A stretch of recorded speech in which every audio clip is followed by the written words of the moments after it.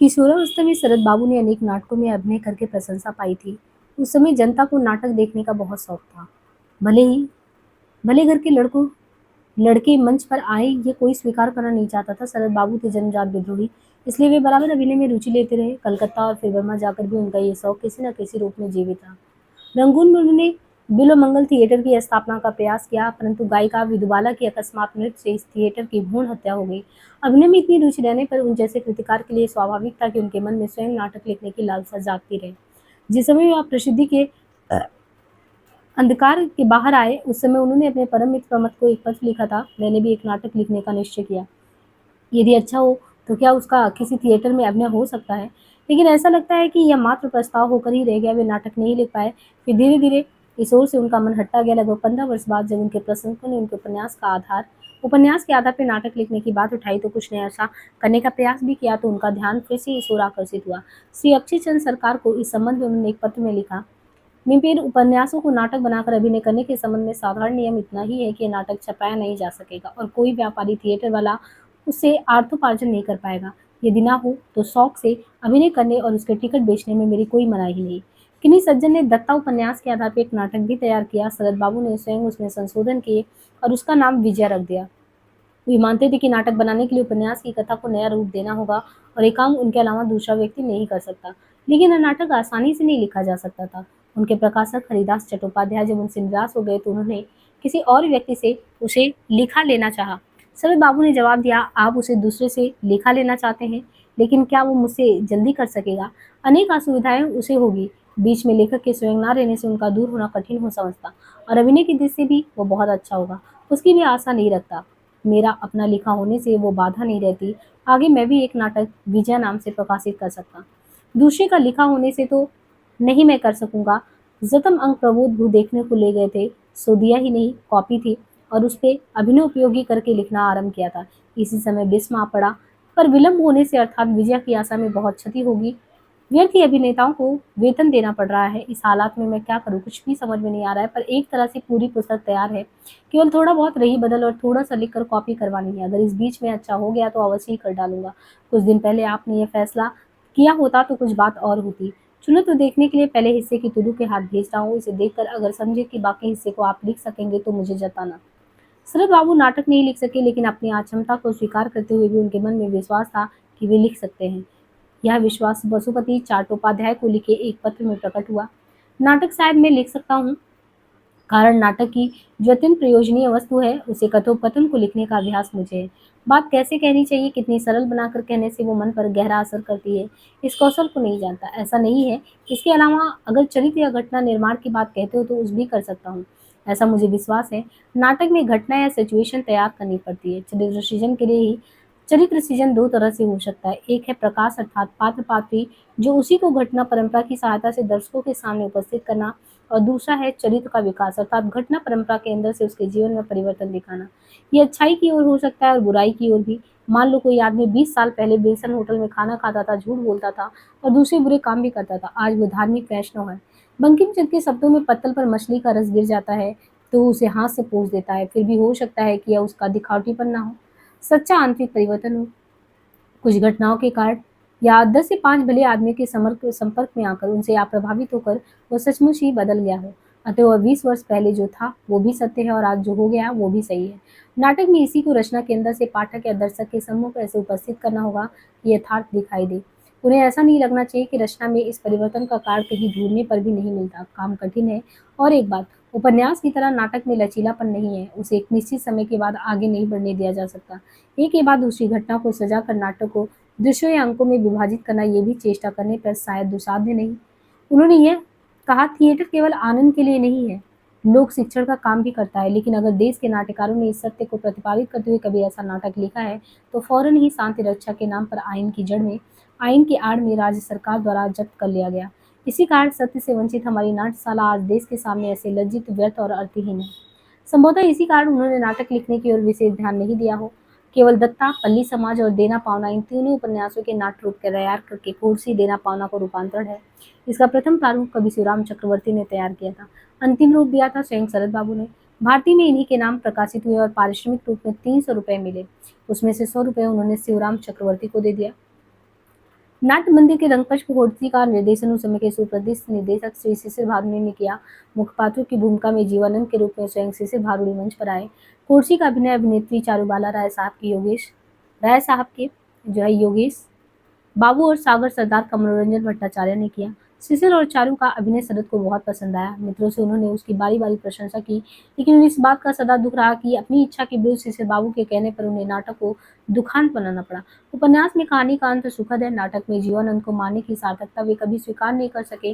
कोर्सी का संदेश उनके जीवित रहने पर जिस प्रकार सार्थक होता उस प्रकार मरने में नहीं। उन्होंने इस संबंध में शिशिर को एक पत्र भी लिखना शुरू किया, लेकिन उसे फिर पूरा नहीं कर पाए, क्योंकि वे जान गए थे कि थिएटर के सभी लोग एक जैसे में हैं। सस्ते ड्रामेटिक इफेक्ट की चिंता। ये नाटक एक और कारण से महत्वपूर्ण है। कई बार कविगुरु रविनाथ से उनका जो मने गाना लगा हुआ, उनके अनेक कार्डों में उनका ये भी था एक नाटक। नाटक में गीतों की आवश्यकता होती है। कोर्सी के लिए गीत लिख देने की जो है प्रार्थना उन्होंने कविगुरु से की थी, परंतु व्यस्तता के कारण वे ऐसा कर नहीं पाए। असमर्थता प्रकट की। शरद बाबू इस कारण को स्वीकार नहीं कर पाए। बहुत पहले से मन के किसी कोने में बात बैठ गई थी कि रविनाथ जानबूझकर उनकी अब उपेक्षा कर रहे हैं। मतलब कि उनकी उपेक्षा कर रहे हैं, अब जो है उनकी बात को स्वीकार नहीं कर पा रहे। उनको लगा कि अभिमान की चिंता ना करते हुए कोर्सी का प्रकाशन हुआ, तब उसकी एक प्रति उन्होंने गुरुदेव को भेजी और चाहा कि वे अपनी सम्मति दें। नाटक पढ़कर कवि गुरु ने लिखा, तुम्हारी कुर्सी मिली। बांग्ला साहित्य में नाटक जैसा नाटक नहीं है। अगर मुझ में नाटक लिखने की शक्ति होती तो मैं कोशिश करता, क्योंकि नाटक साहित्य का एक श्रेष्ठ अंग है। मेरा विश्वास है कि तुम में नाटक लिखने की शक्ति है। भीतर की प्रकृति और बाहर की आकृति में तुम दोनों में सचमुच मिलते हो, तभी चरित्र चित्रण सुंदर होता है। मेरा विश्वास है कि यदि तुम्हारी कलम ठीक तरह से चले और रूप के साथ भाव का तालमेल बैठ सके तो तुम बहुत कुछ कर सकते हो, क्योंकि तुम में देखने की शक्ति है, चिंतनशील मनु हो। इसके अलावा देश के लोक चरित्र के संबंध में तुम्हारी अभिज्ञता का क्षेत्र बहुत बड़ा है। लेकिन तुम यदि वर्तमान के दावे और जनसमूह की अभिरुचि को नहीं भूल पाते तो तुम्हारी इस शक्ति में व्यवधान पड़ेगा। जो सचमुच बड़ा साहित्य है उसका परिप्रेक्ष्य दूरव्यापी है। जो उसके साथ तालमेल बैठा सकता है वही साहित्य टिक सकता है। पर जब आस पास के लोगों का शोर दीवार बनकर संकीर्ण परिवेश में उसका अवरुद्ध करता है, तब वह कुंठित और असत्य हो जाता है। कुर्सी में तुमने वर्तमान काल को प्रसन्न करना चाहा है, उसका मूल्य भी पाया है, लेकिन अपनी शक्ति के गौरव को खूब कुंठित किया है। जिस कुर्सी का निर्माण किया है वह इस काल की फरमाइश है, मन से गढ़ी हुई वस्तु है, वो अंतर और बाहर का सत्य नहीं। मैं नहीं कहता कि इस प्रकार की भैरवी नहीं हो सकती, किंतु होने पर जिस भाषा और जिस ढांचे के बीच में उसका निर्माण होता वो आजकल के अखबार पढ़े हुए शेरों में नहीं मिलती। जिस कहानी में हमारे गांव की सच्ची भैरवी आत्म प्रकाश कर पाती है वो ये कहानी नहीं है। सजग के रूप में तुम्हारा कर्तव्य था कि इस भैरवी को एकांत शांत बना दे। लोक रंजन के लिए आधुनिक काल की चलती भावुकता से पूर्ण कहानी की रचना नहीं करनी थी।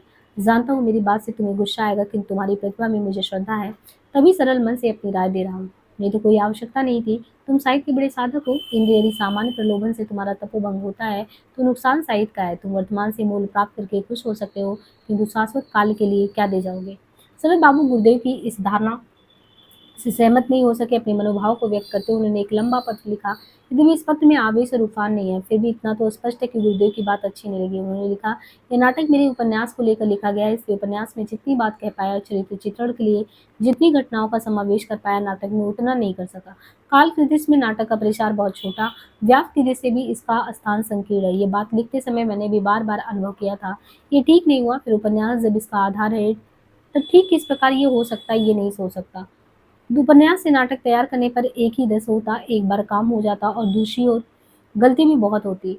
एक और कारण है, इस जीवन में नाना अवस्थाओं से गुजरने पर आंखों में बहुत सी वस्तुएं आती है। आपने इसी को इस देश के लोक चरित्र के संबंध में मेरी अभिज्ञता कहा है कि तो बहुत कुछ देखने और जानना साहित्य के लिए अच्छा है या नहीं, इस विषय में मुझे संदेह है। अभिज्ञता केवल शक्ति ही नहीं देती, उसका हरण भी करती है, और सांसारिक सत्य साहित्य का सत्य नहीं हो सकता। जान पड़ता है यह पुस्तक उसका उदाहरण है। इसको मैंने एक ऐसी घटना के आधार पर लिखा जिसको मैं घनिष्ठता से जानता हूँ। यह ज्ञान है, मेरी मुसीबत हो गया है। लिखते समय कदम कदम पर जिरह करके उसने मेरी कल्पना के आनंद और गति में बाधा ही नहीं दी, उन्हें विकृत भी किया है। सत्य के साथ कल्पना को मिश्रित करने पर लगता है ऐसा ही होता है।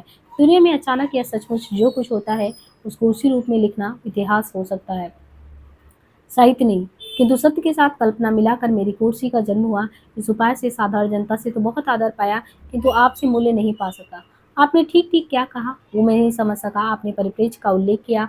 छवि आंकते समय इतनी दूर से बड़ी वस्तु छोटी, गोल वस्तु चपटी, ठिगनी वस्तु लंबी और सीधी वस्तु बांकी दिखाई प्रतीत होती है। इतनी दूर कौन से स्थान में वस्तु के आकार प्रकार में कैसा और कितना परिवर्तन होगा, उसका एक बंधा हुआ नियम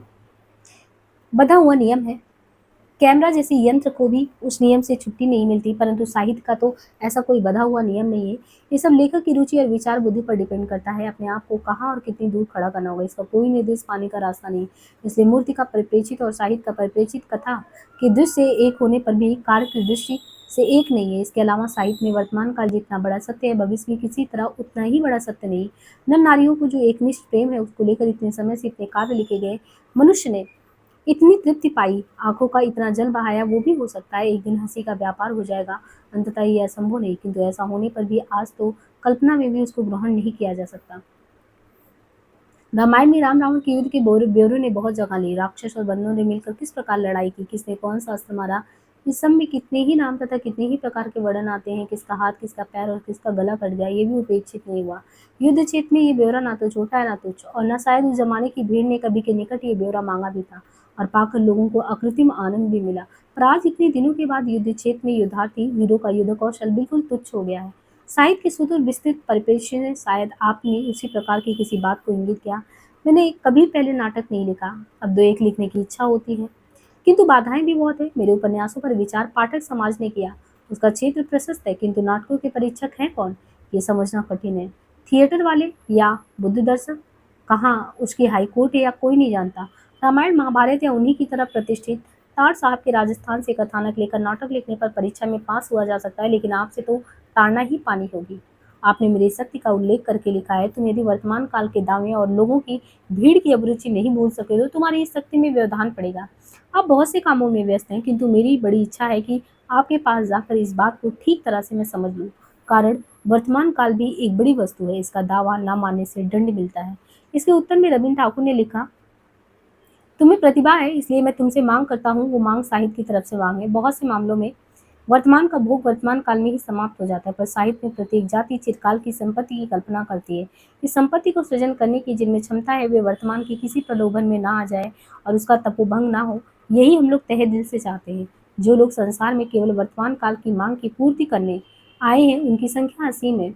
उनको प्रचुर परिमाण में नगद विदाई मिलती है। उन लोगों की मजलिस क्षणिक उत्सव के लिए तैयार की हुई बांस की खपच्चियों से भरी मजलिस है।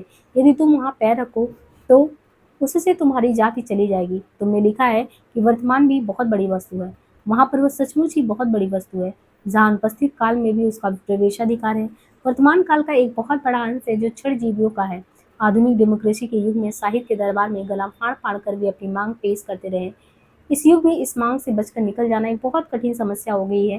पहले के युग में ये समस्या इतनी कठिन नहीं थी। आज के युग की राजनीति, समाजनीति, अर्थनीति के प्रचलित नारे बराबर मुंह दर मुंह ध्वनित हो रहे हैं।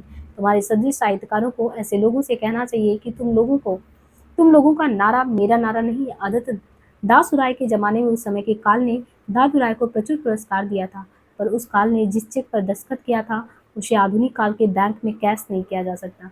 दूसरी तरफ मैमन सिंह के गाथा काव्य और लोक साहित्य की मियाद अभी खत्म नहीं हुई है। वो अशिक्षित लोगों की सहज भाषा में रचित है, फिर भी उसकी भाषा चिरकाल की है।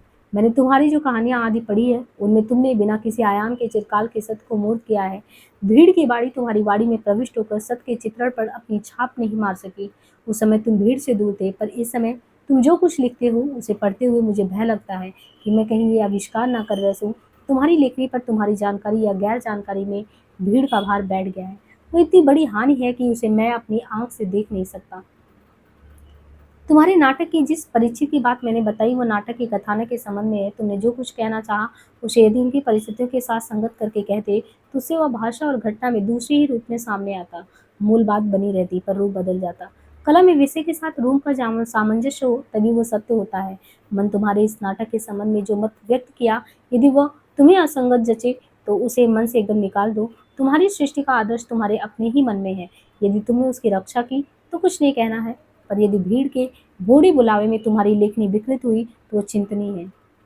इन दिनों मैं कलकत्ते में हूँ, यदि किसी दिन भेंट हो तो आमने सामने बैठकर आलोचना हो सकती है। शरदचंद्र नाटककार नहीं थे, परंतु उनके उपन्यासों के नाट्य रूपांतरों ने बंगाली रंगमंच की दुर्दिन में रक्षा अवश्य की। दूरदर्शी रविन्द्रनाथ ने उनकी शक्ति को व्यर्थ ही नहीं सराहा। रचनाओं की लोकप्रियता क्या में नाटकीय तत्वों की प्रधानता, पारिवारिक वातावरण, पात्रों में आत्मीयता, सामाजिक कुरीतियों पर प्रहार व यथार्थवादी अंतर्दृष्टि, प्रसाद, गुण, प्रांजल, सरल, अंतःस्पर्शीय भाषा, कितने सारे गुण शक्ति के आधार थे। लेकिन एक अवगुण भी था, हृदय पक्ष का असाधारण महत्व, अर्थात भावुकता की प्रधानता। इसलिए चरम परिणति न्याय नहीं रह पाई। उनके नाटकों में कोर्सी सर्वश्रेष्ठ है, इसका गठन कौशल निर्दोष है और कथा में माधुर्य है, लेकिन दूसरे नाटक उतने सफल नहीं हो पाए। बहुत पहले से भूपेंद्र नाथ बंदोपाध्याय ने विराज बहू का नाट्य रूपांतरण किया था। स्टार थिएटर के मंच पर इसका अभिनय भी हुआ था, लेकिन शरद बाबू का इस रूपांतर से कोई संबंध नहीं था। इसी तरह देवनारायण गुप्त ने रामेश सुमति यानी इसी तरह जो देवनारायण गुप्त हैं उन्होंने रामेश सुमति का नाट्य रूपांतर किया, वो भी बहुत सफल हुआ। पल्ली समाज का रूपांतर किया था उनके प्रकाशक श्री हरिदास चट्टोपाध्याय ने। आर्ट थिएटर द्वारा इसे स्टार के रंगमंच पर प्रस्तुत किया। बाद में इसका परिवर्तित रूप रमा के नाम से प्रकाशित हुआ। शरद बाबू ने इस पर काफी परिश्रम भी किया। शिशिर भादुड़ी ने इस परिवर्तित रूप को नाट्य मंदिर में बड़ी सफलतापूर्वक प्रस्तुत किया। अंधारे आलो उनकी एक बहुत साधारण कहानी, उसके आधार पर कई वर्ष पूर्व एक निर्वाक चलचित्र तैयार किया गया था। सवाक चलचित्रों का तब तक प्रचलन नहीं था। उसके निर्माण काल में शरद ने उसमें रुचि ली। इस फिल्म की काफी चर्चा हुई, बहुत से लोगों ने उसकी गदगद भाव से प्रशंसा की। हिंदी लेखक श्री ईराचंद जोशी ने भी इस फिल्म को देखा था। जब वे शरद से मिलने के लिए गए थे तो उन्होंने जोशी से पूछा, तुम्हें फिल्म कैसी लगी, सच बताना। सकुचाते हुए जोशी जी ने धीरे से उत्तर दिया, किसी अच्छी साहित्यिक कहानी की स्पिरिट को फिल्म में उसी खूबी से उतार लाने की कला बहुत कठिन है। कोई विदेशी फिल्म भी अभी तक सफल नहीं हो पाई, इसलिए उच्च कोटि की साहित्यिक कला के मान से इस पर विचार करना उचित नहीं है। यदि करेंगे तो अंधारों आलो को लेकर बड़ी निराशा होगी।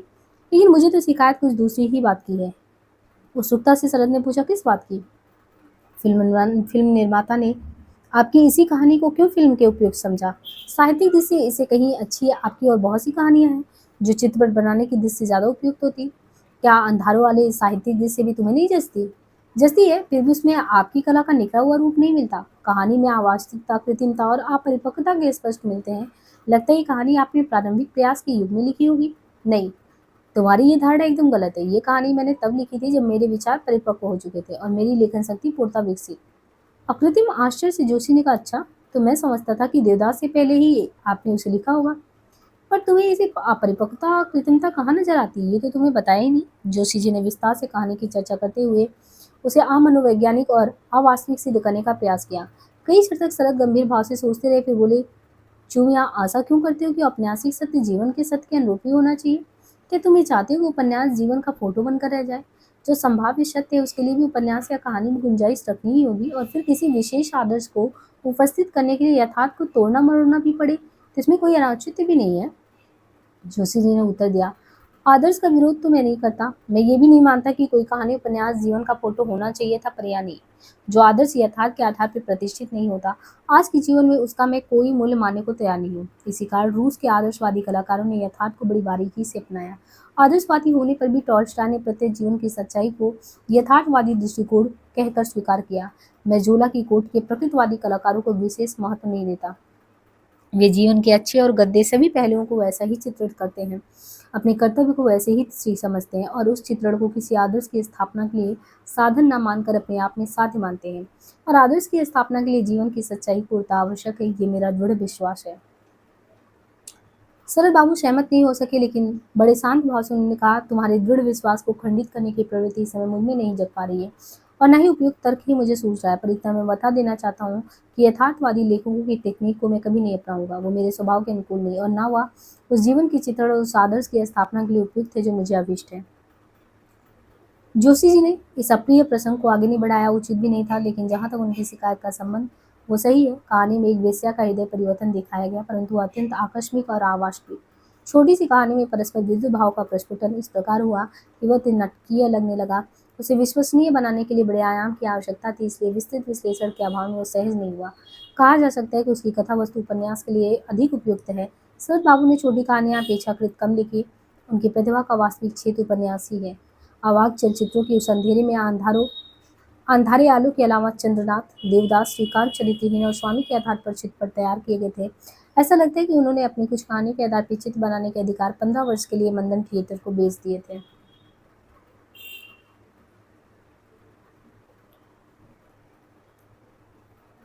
सरल साहित्य की रीढ़ नारी के प्रति उनका दृष्टिकोण है। बार बार अपने इसी दृष्टिकोण को उन्होंने स्पष्ट किया। प्रसिद्धि के साथ साथ उन्हें अनेक सभाओं में जाना पड़ता और वहां प्रायः यही प्रश्न उनके सामने आ उपस्थित होता। राजनारायण बसुपति पाठागार के द्वितीय वार्षिक अधिवेशन की अध्यक्षता करने के लिए वो मेदिनीपुर गए थे। वहां उनके सम्मान में एक गोष्ठी हुई। किसी ने उनसे पूछा, अच्छा शरद बाबू, सती तो ही तो नारी तो है, आपने इन दोनों में अंतर क्यों किया? शरद ने कहा, इस प्रश्न के उत्तर में आपको एक कहानी सुनानी पड़ेगी। मेरे बचपन की बात है, हमारे गांव में एक बाल विधवा रहती थी। गांव के नाते से वह हमारी बड़ी बहन लगती। दुर्भाग्य से विवाह के थोड़े ही दिन बाद उनके पति मर गए। विधवा के वेश में वो नैहर लौट आई। भाई बहन उनके कोई नहीं था और माँ बाप कितने दिन जी सकते थे। 30-32 की उम्र होते होते वे दोनों भी चले गए। तब से वो उस घर में अकेली ही रहती हैं। उनका वो मिट्टी का घर चारों ओर से ऊंची दीवारी से घिरा हुआ। आने जाने के लिए आंगन में एक और ही दरवाजा। शाम होती वो दरवाजा अंदर से बंद। उस गांव में एक भी ऐसा परिवार नहीं था जहाँ बहन की खातिरदारी और प्यार का कोई अभाव हो। उसका कारण भी था, लोगों के रोग शोक में खाना पीना भूल कर वह जी जान से उनकी सेवा करती। उनसे ज्यादा मेहनत करने वाला कोई भी दिखाई नहीं देता। गांव में ऐसा एक भी घर नहीं था जो उनके उपकार और सहायता के बोझ से दबा ना हो। तब मैं लड़का ही था। तरह तरह की शैतानी में दिन करते। एक दिन मुझे खुरापात सूझी कि बहन को डराना चाहिए, घर में वो अकेली रहती है, डर दिखाने का इससे अच्छा मौका नहीं मिलेगा। बस तय किया कि बहन की चारदीवारी से लगा हुआ जो जामुन का पेड़ है, शाम के अंधेरे में उसी पर चढ़कर और भूत की बोली बोलकर बहन को इस तरह डराना होगा कि वो जिंदगी भर याद रखे। यथासंभव चुपचाप पेड़ पर जा बैठा। वहां से बहन का घर साफ दिखाई पड़ता। मौका देखकर न क्या कर जैसे ही बोला, वैसे ही देखा कि एक आदमी बहन की खाट से झट उतरकर नीचे जा चुका। इसके बाद बहन के बारे में मेरी क्या धारणा होनी चाहिए? आप कह सकते हैं कि बहन में सतीत्व नाम की कोई चीज नहीं है। इस बात को मान लेता हूँ, लेकिन इसका मतलब ये नहीं कि इसके साथ ही उनका नारीत्व भी लुप्त हो गया। इंसान के रोग शोक में रात दिन सेवा करके दीन दुखियों को दान देकर सारी जिंदगी उन्होंने जिस महानता का परिचय दिया, उसका क्या कोई स्वतंत्र मूल्य निर्धारित नहीं हो सकता? नारी का शरीर ही सब कुछ है, उसका अंतर क्या कुछ भी नहीं? ये बाल विधवा जवानी की दुसाहत ताड़ने से अपनी देह को पवित्र नहीं रख पाई, तो क्या उसके अंतर के सारे गुण झूठे पड़ गए? मनुष्य का सच्चा रूप हम किस बात में हमें मिलता है? उसकी देह के आवरण में या उसके अंतर के आवरण में? आप ही बताएं। इसलिए सतीत्व और नारीत्व को पृथक दिखाने के लिए मैं बाध्य हुआ। कई वर्ष बाद जब प्रेसिडेंसी कॉलेज में बंकिम सर समिति ने उनके 53वें जन्मदिन के उपलक्ष्य में उनका अभिनंदन किया, तब भी उन्होंने यही कहा था, संपूर्ण मनुष्यत्व संपूर्ण मनुष्यत्व सतीत्व से बड़ा है। इस बात को मैंने एक दिन कहा था और इसी को अभद्र एवं गंदा बताकर मुझे गाली देने में कुछ उठा नहीं रखा गया। मनुष्य मानव विक्षिप्त हो गया। मैंने अत्यंत सती नारी को चोरी जुआखारी और जालसाजी करते तथा झूठी गवाही देते देखा है। साथ ही इससे उल्टी बात देखने को भी सौभाग्य से मुझे मिला। सतीत्व की धारणा सदा एक सी रही रही है, पहले भी नहीं थी, बाद में भी शायद किसी दिन रही हो। एक निष्ठ प्रेम और सतीत्व एक ही वस्तु तो नहीं है। ये बात यदि साहित्य में स्थान नहीं पाती तो सत्य जीवित कहाँ रहेगा? और कई वर्ष पहले जब हीराचंद जोशी ने भारतीय नारी के सतीत्व के आदर्श के संबंध में उनके विचार जानने चाहे थे, तब उन्होंने यही कहा था, मैं मानव धर्म को सती धर्म के बहुत ऊपर स्थान देता हूँ। सतीत्व और नारीत्व ये दोनों आदर्श माननीय है। नारी हृदय का मंगलमय करुणा, उनकी जन्मजात मात्र वेदना उनके सतीत्व से कहीं अधिक महत्वपूर्ण है। बहुत सी स्त्रियां मैंने ऐसी देखी जिनका दूसरे पुरुष से कभी किसी प्रकार का शारीरिक या मानसिक संबंध नहीं रहा, तथापि उनके स्वभाव में अत्यंत नीचता, घोर संकीर्णता, विद्वेष भावना, चौर वृत्ति पाई गई। इनके विपरीत ऐसी पतिताओं से मेरा परिचय रहा जिनके भीतर मैंने मात्र हृदय का निस्वार्थ ममता और करुणा का अथाह सागर उमड़ते देखा। जोशी जी ने पूछा, यदि यही बात है तो आपने श्रीकांत में अन्नदा दीदी के सतीत्व की महिमा ऐसे जोरदार शब्दों में क्यों वर्णन किए कि उसके दीप्त प्रकाश के आगे आपके दूसरे नारी चरित्र फीके पड़ जाते? यह प्रश्न सुनकर शरद बाबू मन मन मुस्कुराए, बोले, आपकी ये बात मैं समझता हूँ कि अन्नदा दीदी के प्रति वास्तव में मेरी भी आंतरिक श्रद्धा रही है। मेरे जन्मगत संस्कार आखिर भारतीय ही हैं। फिर भी इतना बता देना चाहता हूँ कि उनके एकनिष्ठ पतिव्रत धर्म ने मेरी श्रद्धा उतनी नहीं उभारी जितनी उनकी प्रेम प्लावित आत्मा के मुक्त प्रवाह ने। शरद बाबू ने अपने साहित्य में स्पष्ट रूप से ये अंकित किया है कि पुरुषों के बनाए हुए झूठे शास्त्र केवल स्त्रियों को बात रखने की बेड़ियां हैं, जिस प्रकार वो उन्हें रोक रखकर उनसे सेवा लेने के लिए खाली जाल। सतीत्व की महिमा केवल स्त्रियों को बतलाई जाती है, पुरुषों के लिए कुछ नहीं। ये सब धोखा है। यौन परीक्षण से ही नारी के वास्तविक स्वरूप को नहीं पहचाना जा सकता। उन्होंने बार बार प्रश्न पूछा कि नारी जीवन की सार्थकता कहाँ है? जिसे लोग आत्मा कहते हैं, वो क्या स्त्रियों के शरीर में नहीं होता? क्या वे इस संसार में केवल पुरुषों की सेवादासी बनने के लिए ही आई हैं? शेष प्रश्न की कमल कहती है, शेष प्रश्न इनकी जो रचना है उसमें जो कमल है, नायिका कमल कहती है कि समस्त संयमों की भांति यौन संयम भी सत्य है, किंतु गौर सत्य। उसे मुक्त मानना एक प्रकार का असंयम है, उसका दंड भी है। आत्मनिग्रह के उग्रदम्भ से आध्यात्मिकता छीड़ हो जाती है। तथाकथित पतिता नारी को उन्होंने प्रतिष्ठा दी है कि कलुषित से कलुषित मन वाला व्यक्ति भी उसके संपर्क में आकर किसी न किसी रूप में प्रभावित होता ही है और स्वयं को सुधारने की प्रवृत्ति उसमें जग जाती है। रूपाकार केवल आकार एवं रूप को ही उद्भासित नहीं करता, अपितु अंतरंग को भी अनुरंजित करता है। असहयोग आंदोलन के प्रथम चरण में उन्होंने घोषणा की थी, हमने नारी को जो मनुष्यत्व नहीं बनने दिया, उसका प्रायश्चित स्वराज के पहले देश को करना ही चाहिए। अत्यंत स्वार्थ के खातिर जिस देश से केवल उसके सतीत्व को ही बड़ा करके देखा है, उसके मनुष्यत्व का ख्याल नहीं किया, उसे उसका देना पहले चुका देना होगा। नारी जात को मैं कभी छोटा करके नहीं देख सका। नारी के कलंक पर अविश्वास करके संसार में ठगा जाना भला है, किंतु विश्वास करके पाप का भागी होना अच्छा नहीं। बहुत दिनों से नारी का अस्तित्व ही जैसे लोप हो गया था। वो स्वयं ही भूल गई थी कि उनकी भी कोई सत्ता है। मुख बंद करके सब प्रकार के अत्याचार सहती आ रही थी। उनकी छाती विदीर्ण हो जाती पर मुंह नहीं खुलता। उनका प्रतिवाद करने की आवश्यकता भी है, यह अनुभूति भी उसमें नहीं रह गई। शरद बाबू ने इस वास्तविकता को पहचाना और स्वीकार किया कि नारी जात के प्रति पुरुष ने कभी न्याय नहीं किया। नारी का मूल्य प्रबंध में उन्होंने नारी मात्र का पक्ष लेते हुए कहा, जिस धर्म ने बुनियाद ही रखी है आदमी जननी हवा के पाप पर, और जिस धर्म ने नारी को बैठा रखा है संसार के समस्त अधःपतन के मूल में, उस धर्म के संबंध में जिन लोगों के मन में ये विश्वास है कि सच्चा धर्म यही है, उन लोगों से ये कभी हो ही नहीं सकता कि वे नारी जात को श्रद्धा की दृष्टि देखें। ऐसे लोगों की श्रद्धा केवल उतनी ही हो सकती है जितने में उनका स्वार्थ लगा हो।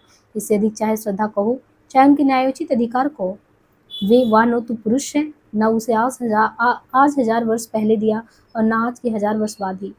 इसी अन्याय के प्रति उन्होंने युद्ध करने की घोषणा की। रानी गांगोपाध्याय को उन्होंने लिखा था, जारी का स्वामी परम पूजनीय व्यक्ति सबसे बड़ा गुरजन है, पर इसी कारण स्त्री दासी नहीं है।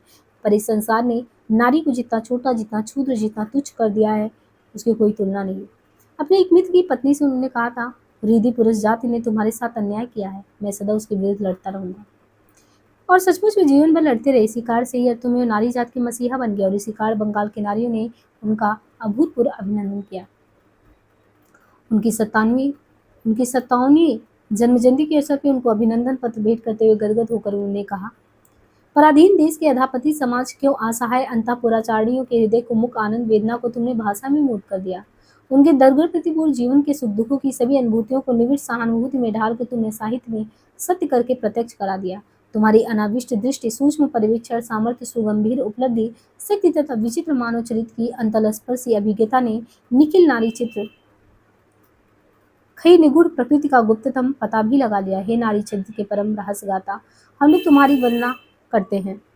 त्रय तरह के आत्मपान तथा सब तरह की हीनता की हालत में भी नारी की प्रकृति विशेषताएं सब देशों के सब समाजों में मौजूद है। तुमने उसके अकृत्रिम रूप को प्रत्यक्ष करा दिया, उसकी सत्य प्रकृति का अध्ययन किया। हे सनाधारियों के अंतर्यामी, हम तुम्हारी वंदना करते हैं। आज के इस विशेष दिन पे हम ये बताने आई हैं कि हम तुम्हारा सम्मान करती हैं, हम लोग तुमको श्रद्धा करती हैं, हम तुमको प्रेम करते हैं, हम तुम्हें को अपना ही समझते हैं। हे नारियों की परम श्रद्धेय मित्र, तुम हम लोगों के परम मित्र हो, तुम हम लोगों के परमात्मी हो, हम तुम्हारी वंदना करते हैं। ऐसी प्रशंसा कदाचित ही किसी देश के साहित्य को मिली हो, लेकिन शरद की नारी बंगाल तई होकर भी शिल्प की दृष्टि किसी सीमा को स्वीकार नहीं करती। वातावरण का चित्रण करते समय शरद बंगाली है, परंतु जीवन रस के परिवेश में शिल्पी। शरद की जननी बंगाल की जननी है, लेकिन प्रेमिका का परिवेश समस्त विश्व है। जो व्यथा वो भोगती है, जो अपमान वो सहती, वो नारी मात्र न किसी रूप में सदा बहा है। बंकिम चंद्र के साहित्य में विधवा विवाह का हल मारात्मक है। रविन्द्रनाथ ने नारी मात्र का स्नेह किया और सहानुभूति दी। शरद ने यद्यपि जोर जबरदस्ती उन्होंने भी नहीं की। उनके साहित्य में भी विधवा विवाह नहीं। पंडित जी की कुसुम तो ऐसे लोगों को कुत्ता बिल्ली समझती है। पथ निर्देश में हेम बार बार विधवा विवाह की निंदा करता है, लेकिन उसे पक्ष में दलील भी कम नहीं है। गुणेंद्र कहता है, हिंदुओं को छोड़कर संसार की और सभी जातियों में विधवा विवाह होता है, यहाँ तक कि बचपन की रहना सुविधा में जब सुरेंद्र नाथ पूछता है, क्यों, क्या विधवा से विवाह नहीं करना चाहिए, तो मालती का उत्तर है, विधवा से विवाह करना चाहिए मगर वेश्या से नहीं। अनुपमा के पिता तो यहाँ तक कहते हैं कि मैंने बहुत विचार कर देखा, 2 बार विवाह करने से ही धर्म नहीं जाता। विवाह के साथ धर्म का कोई संबंध नहीं, बल्कि अपनी बच्ची को इस तरह हत्या करना ही धर्महानि है। लेकिन अनुपमा तैयार नहीं हुआ था, शरद तैयार नहीं हुआ, क्योंकि समाज तैयार नहीं था। शरद मानते थे कि नारी की दास्ता मानवीय अधिकारों का हनन है, परंतु क्रांति का स्वर हृदय के भीतर से ही उठना चाहिए। समाज को यदि जीवित रहना है तो हृदय के गुण से ही रहना है। इसलिए सामाजिक अत्याचारों के प्रति विद्रोह उनके साहित्य में उतना मुखर नहीं हुआ। शेष प्रश्न का कमल और श्रीकांत द्वितीय पर्व की अपवाद है, लेकिन ये स्वीकार करना पड़ेगा कि शरद उन परिस्थितियों का चित्रण करने में निश्चय ही सफल हुए जो पाठक के अंतर में विद्रोह की अनिवार्यता स्पष्ट करती है, और ये विद्रोह दृढ़ और सत्य सिद्धांतों पर है।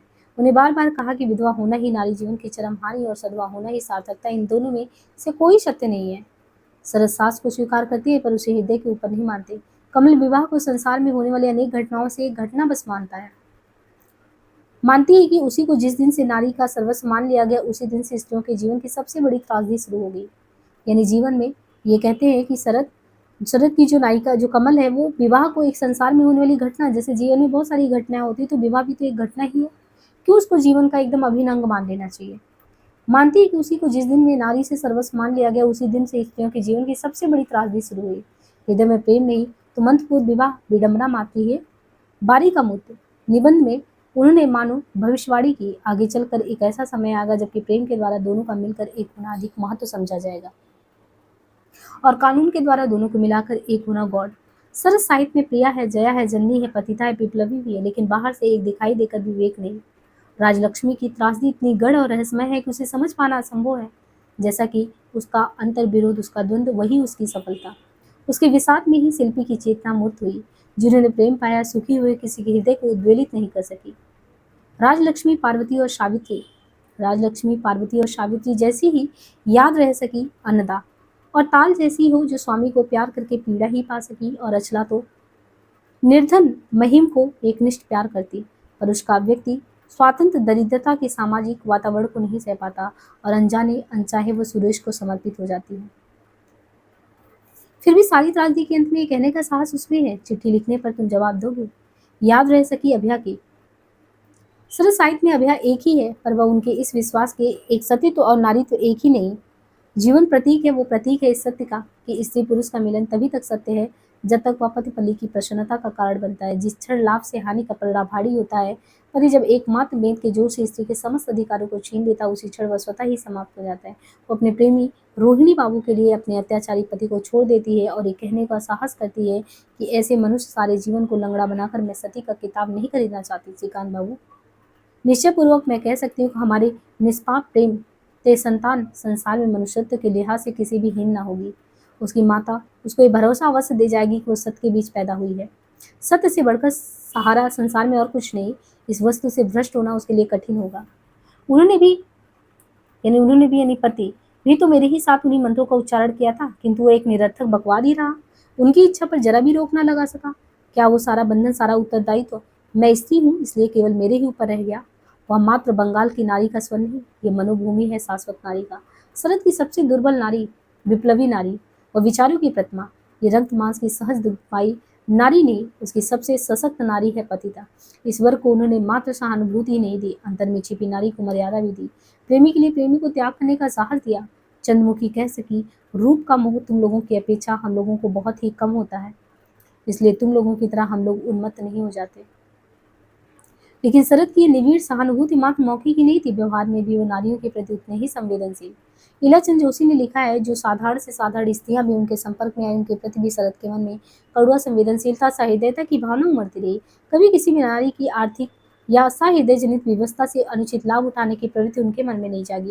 ये बात स्वयं शरद ने मुझसे कही थी कि उनके निकट और घनिष्ठ संपर्क में आने के कारण स्वयं मुझे भी उनके स्वभाव और व्यवहार के अध्ययन से जो भी अनुभव हुआ, उससे उनकी वह बात प्रत्यक्ष मुझे प्रमाणित होती है। उन्होंने अनेक असहाय नारियों को न केवल आर्थिक सहायता ही दी, बल्कि कईयों को अपने घर में आश्रय भी दिया। शिवपुर के एक युवक प्रतुल मुखर्जी को वे बहुत अरसे से जानते थे। उसने अपने परिजनों और मित्रों के विरोध के बावजूद दुर्गा देवी नाम की एक विधवा से विवाह किया।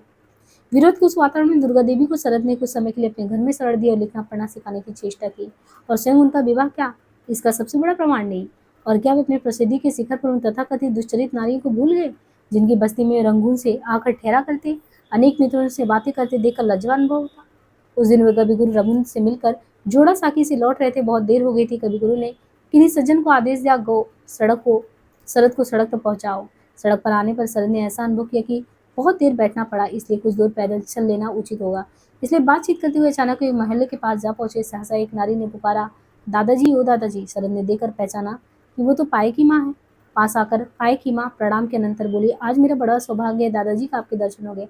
आप बड़े वैसे हैं, हम लोगों को बिल्कुल ही विसार दिया। बताओ तो कितने दिनों से इधर नहीं आए। आज मैं नहीं जाने दूंगी, मेरे धर्म में चरण फूल दे ही देनी ही होगी।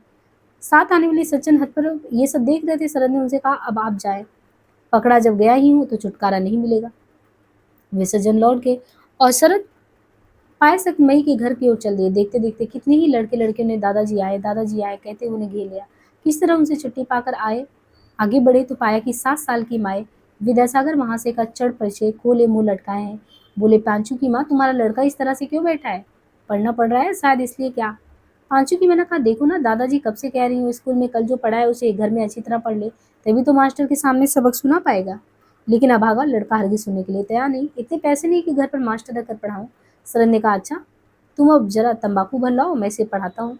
हुक्का सामने रखते हुए पांचू की माँ ने फिर कहा, दादाजी तुम ही बताओ, अभागे को कितना समझाती हूँ कि ज्यादा ना पढ़े तो कम से कम पहली और दूसरी किताब तो पढ़ी ले। कहती हूँ ये जो हमारे दादाजी हैं, सुनती हूँ किताबें लिखते हैं, अगर कुछ ना कर सका तो पहली दूसरी किताबें पढ़कर हमारे दादाजी की तरह 4 किताबें लिखकर पेट तो पाल पाएगा। लेकिन अभागा किसी तरह पढ़ता ही नहीं। आप कृपा करके इसे जरा समझा दो, आपकी बातें सुनकर थोड़ी सी अकल आ जाए, मैं तब तक आपके लिए भोजन का इंतजाम करती हूँ। उन्होंने कहा, नहीं नहीं, आज आप कितने दिनों के बाद आए, थोड़ा सा भोजन करके बिना नहीं जाने दूंगी। उस दिन भोजन करते करते और बस्ती के हर घर में पगधूली देते देते दिन का अंत हो गया, और इसलिए अनीति के प्रचारक के रूप में की प्रसिद्धि जरा भी कम नहीं हो सकी। होती तो क्या, एक उच्चशिक्षिताबद्ध महिला वीणा देवी सरस्वती के अपने ही घर में अपमानित होना पड़ता। वो स्वयं लेखिका थी, शरद बाबू के प्रति श्रद्धा का कोई पार नहीं। अक्सर उनसे मिलने के लिए आया करती थी। एक दिन उन्होंने शरद बाबू को भोजन के लिए निमंत्रित किया। जिस दिन उन्हें भोजन करने के लिए आना था, उसी दिन बीड़ा देवी की एक अल्प शिक्षित ननद ने अपनी माँ से कहा, जानती हूँ माँ, आज भाभी ने किसको खाने पर बुलाया? अरे वही अरलू चटौजे, शराबी और चरित्रहीन, सुना है वेश्याओं के यहाँ पड़ा रहता है। माँ ठहरी निरक्षर भट्टाचार्य सुनकर स्वा उठी, तुरंत बहू के पास गई और बोली, बहू तुमने ये क्या किया? मैं यदि पहले जानती तो लड़की को मछली आदि लाने को मना कर देती, जो भी हो इस घर में नहीं आ सकता। वीणा देवी सुनकर परेशान, उन्होंने विनय के स्वर में उन्हें कहा, ये केवल आज के लिए आज्ञा दे दो, फिर किसी दिन मैं उन्हें नहीं बुलाऊंगी। निमंत्रण देकर उन्हें न बुलाने में अपमान तो होगा। लेकिन माँ किसी तरह राजी नहीं हुई।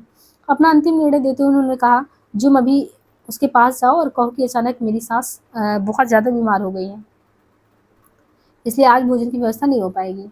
भारी मन लगे बीड़ा देवी जरद बाबू के पास गई, लेकिन वो झूठ नहीं बोल पाई। रोते रोते उन्होंने सारी कथा कह सुनाई। बोली, अगर मेरे स्वामी या जेठ घर पर होते तो माँ को समझाया जा सकता था, मेरी बात को किसी ने भी तरह मानने को तैयार नहीं। सरद बाबू से ऐसा गंभीर उठे बोले, इस बात को लेकर तुम अपने मन में किसी प्रकार का दुख ना मानो। मेरे संबंध में लोग इसी तरह का भूल करते, ना जाने क्या क्या कहते हैं। तुम्हारी भाभी से मैंने धर्म के अनुसार विवाह किया है, फिर भी लोग कहते हैं कि ये मेरी रखैल है। ऐसा भी नारियां थी, ऐसी भी नारियां थी जो इस प्रकार की भूल नहीं करती थी। उन्हीं में थी कानपुर की लीला रानी गांगोपाध्याय। उन्हें अजस्र पति व्यवहार तो चलता ही था, उनके घर निमंत्रित होकर भी वे आए रहते। उनके पति बहुत उदार थे। शरद बाबू की बड़ी इच्छा थी कि उनकी निरूपमा देवी बनाने की। एक बार नवदीप के उनके घर में आकर वे उनसे रात भर बैठे बात करते रहे। उन बातों का अंत नहीं, लेकिन रात को अंत आ गया था। उनके मित्र ने आंखें खोल कर देखा, वे तब भी बातें कर रहे थे। लीला रानी ने उन्हें लिखा था, दादा एक बार मिलने के लिए आओ। और दादा दौड़े चले गए। लीला रानी ने उनके स्वागत सत्कार का कैसा विराट आयोजन किया। विदा की बेला भी कितनी भीग आई, बार बार आने की प्रतीक्षा। ऐसे अकबर स्नेह था दोनों में। समाज के सभी वर्ग के नारियों में उनसे सदा सहज और आत्मीय संबंध है। उनकी कहानियां सुनने को वे नारियां जैसे लालायित रहती। उनके कहने की भावभंगिमा पर विमुख थी, उनके विचारों पर वे प्राण न्यौछावर करती।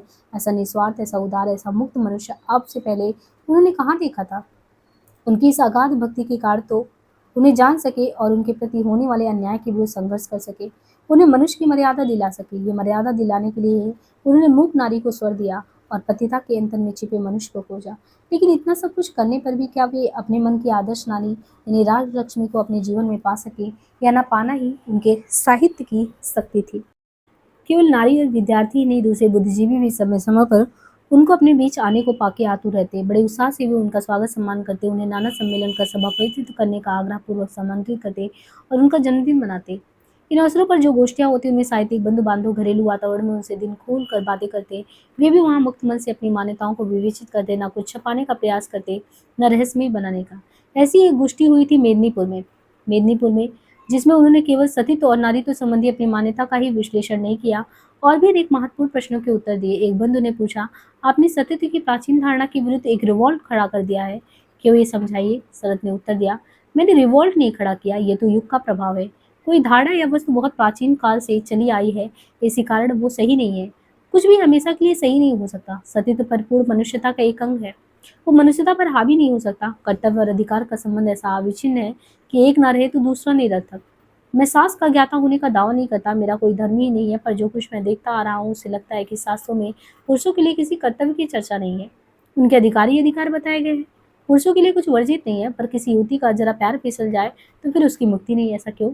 उसके लिए समाज में फिर से लौट कर सम्मान का स्थान प्राप्त करना क्यों बंद हो जाता है?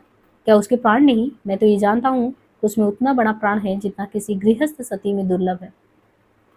तो यहाँ पे देखिए कि जो शरद बाबू के मतलब इस तरीके से विचार थे, वो कितने क्रांतिकारी विचार अगर देखें, तो उस समय अगर देखा जाए, तो इतने क्रांतिकारी विचार कहाँ देखने को मिलते हैं।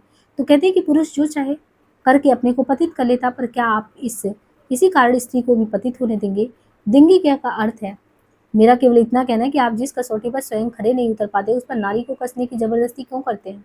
क्या अन्याय या पाप के प्रति घृणा का भावना उत्पन्न करना उचित नहीं? शायद उचित है, पर मनुष्य मनुष्य से घृणा कर, ये विचार भी मेरे लिए स्पष्टकर है। तारक गांगुली की सरला नामक पुस्तक की प्रमदा को देखिए। उतनी बड़ी स्काउंडल देखने में नहीं आती, फिर भी वह आपके सनातनी मांडन से सती है। क्या दैहिक शुद्धि इतना बड़ा गुण है कि जो पत्नी पति को जेल जाने से बचाने के लिए वे गहने नहीं देती, रुपए निकालती, वो भी सती है? इसके सतीत्व का मूल्य क्या है, मेरी समझ में नहीं आता। क्या पाप का ऐसा चित्र खींचना कर्तव्य नहीं जिसके भय उत्पन्न हो? क्या पाप के भय का प्रयोजन आप स्वीकार करते हैं? भय से क्या सिद्ध होगा, वो तो हमेशा रहेगा। फांसी दी जाती है, फिर भी लोग हत्या करते हैं। एक सज्जन ने कहा, यदि आप वेश्या में कोई सद्गुण दिखाएं तो क्या वो उन लोगों की दृष्टि में वेश्यावृत्ति के दोष घटाने के समान नहीं होगा? सर ने उत्तर दिया, शायद होगा, पर उसमें क्या हानि? मैं प्राचीन काल के राजकुमार और राक्षस की कहानी नहीं लिखता। राजकुमार में गुण ही गुण और राक्षस में दोष ही दोष। जो सच्चाई उसे मैं क्यों ना कहूँ? आपने मान रखा है कि जो चला आया है वही अच्छा है। मैं जहाँ भी हूँ उस मांडन से हटा वही आप मेरी कलम पकड़ लेने को तैयार है। क्या जो कुछ भी प्राचीन से मेल नहीं खाता वो गलत है? एक मित्र बोले, बंकिम चंद ने सैवलनी को सजा दी, क्या उसी प्रकार सजा देना उचित नहीं? मैं किसी को सजा नहीं दे सकता, पर आपने विराज बहू को तो सजा दे दी। विराज की बात अलग है, उसकी सजा स्वेच्छाकृत है, वो उसके अंतरलोक की सजा है। वो अपने पति को प्राण मन से प्यार करती थी, वो कभी चंद्रशेखर से प्यार नहीं करती। उसकी सजा प्यूकुलर है और फोर्स्ड है, मन पर उसका जोर नहीं। बंकिम बाबू को अनेक प्रकार की साइकिक शक्तियों का सहायता लेकर अपने समय के आज समाज के साथ निभाना पड़ा।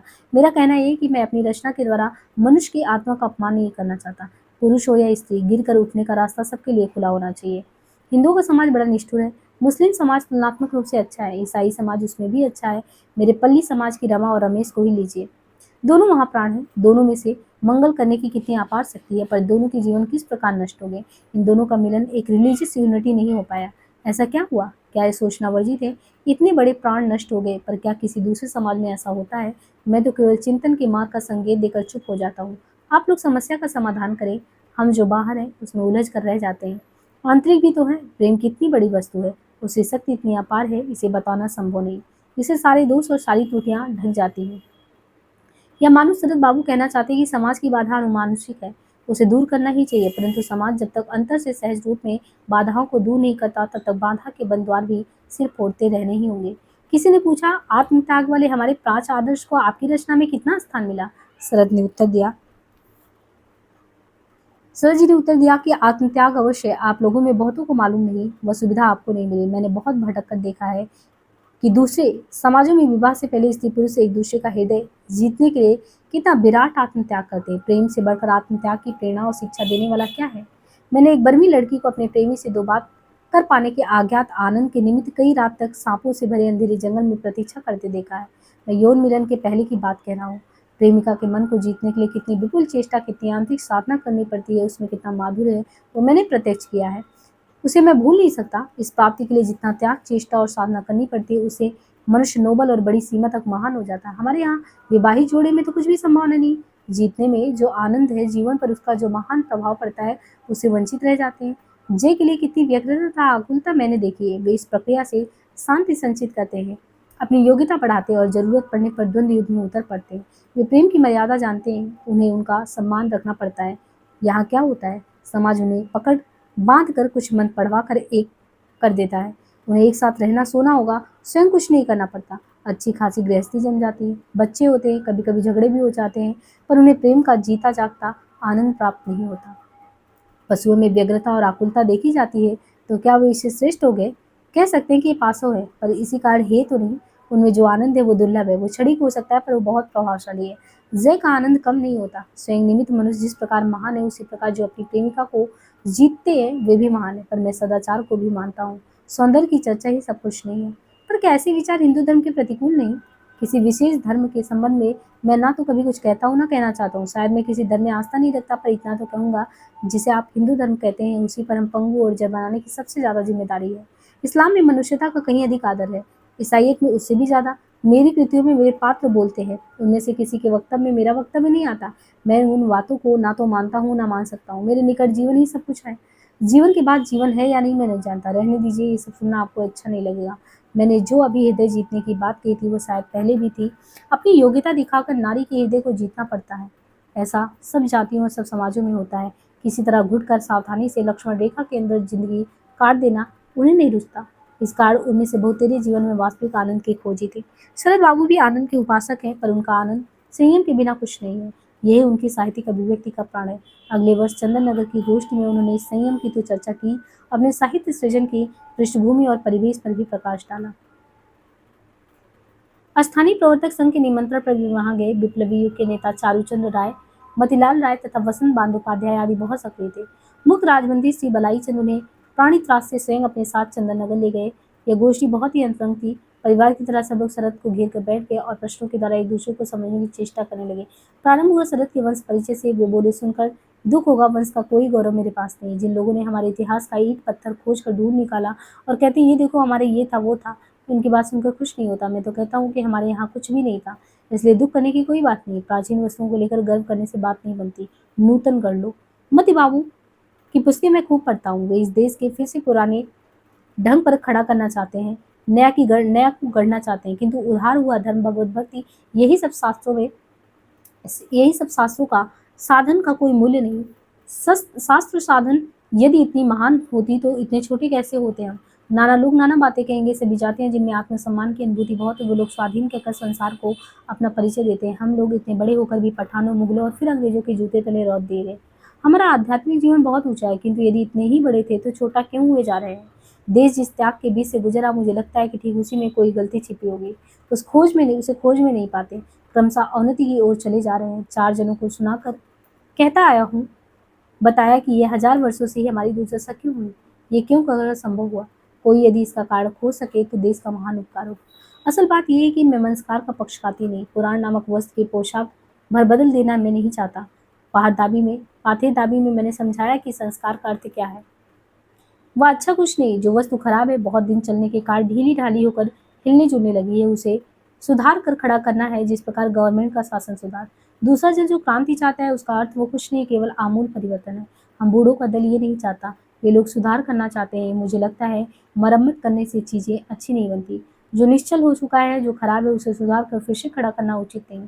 मती बाबू ने शायद सोचा है कि अपने धर्म संस्कार कर अर्थात उसी को सुधार कर फिर से खड़ा करेंगे। मैं कहता हूँ सुधार नहीं, इस धर्म को छोड़ दो। इसका जीर्णोद्धार कर पुनर्जीवित करने की जरूरत क्या है। प्रवर्तक संघ के लिए इस धारणा को स्वीकार करना संभव नहीं था, पर उस समय अधिक वाद विवाद में पढ़ने को भी वे प्रस्तुत नहीं थे, क्योंकि उनके साहित्यिक जीवन के विकास के बारे में जानने की व्यग्रता उनमें ज्यादा नहीं थी।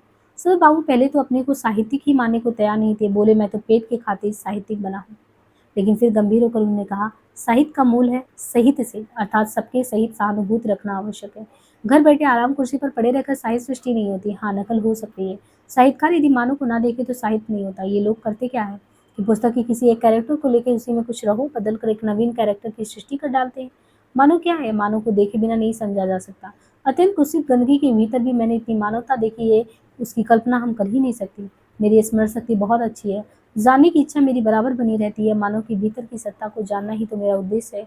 जो तनिक फिसल गया, मनुष्य उसे बिल्कुल फेंक दे, ये बात तो गलत है। तो मैं निरंतर मनुष्य का अंतरंग ही तो देखते आया हूँ।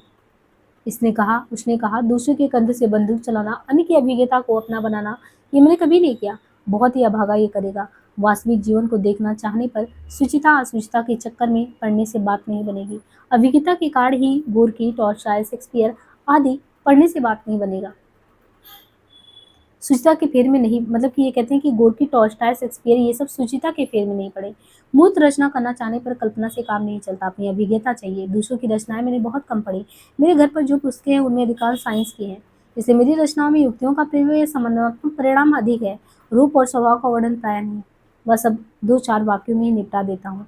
उस पर अधिक ध्यान नहीं देता। असली चीज है उसकी सत्ता व मन, चाहे जो कहिए, मनुष्य का अंतरंग। उसी को प्राप्त करने के लिए गहरी अभिज्ञता चाहिए। मैंने अपनी अभिज्ञता को इस प्रकार बढ़ाई, उसका विवरण देने की जरूरत नहीं, सब बताने लायक भी नहीं। मनुष्य स्वभाव बस अथवा दुर्बलता की कड़ी सब सहन नहीं कर सकता।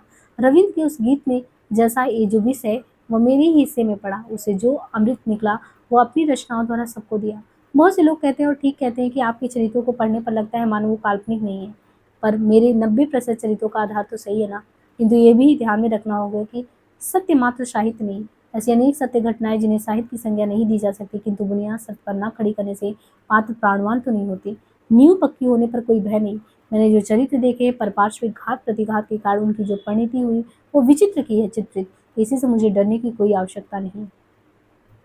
आपकी जो गंभीरतर साहित्यिक उपलब्धि है, उसकी प्राप्ति किस प्रकार हुई? आप भाव को किस प्रकार मूर्त रूप देते हैं? कहने का जो ढंग है, जो गठन, आद्योपान, जो रस, जो आकांक्षा, जो लालित्य, ये सब आपने कहाँ से पाया? आपकी बोलचाल की भाषा के साथ आपकी पुस्तकी भाषा का कोई मेल नहीं।